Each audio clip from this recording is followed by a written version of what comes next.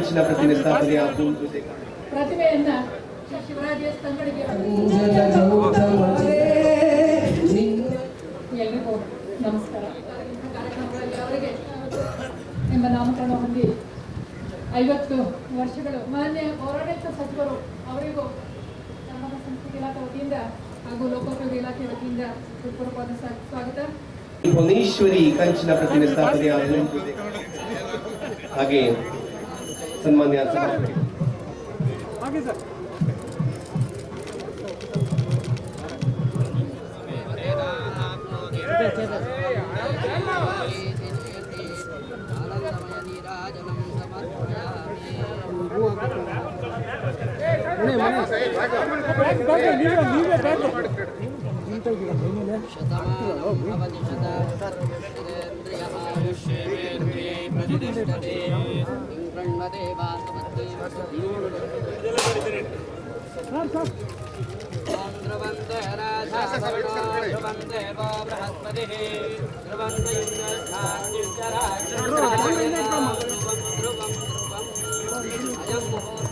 ಇದು ಕೂಡ ಚಪ್ಪಾಳೆ ಮುಖೇನ ಸಾಕ್ಷಿಯಾಗೋಣ. ಈ ಒಂದು ಐತಿಹಾಸಿಕ ಕಾರ್ಯಕ್ರಮ ನಾಡದೇವಿ ಭುವನೇಶ್ವರಿ ಕಂಚಿನ ಪ್ರತಿಮೆ ಸ್ಥಾಪನೆಯ ಈಗ ನೆರವೇರಿದೆ.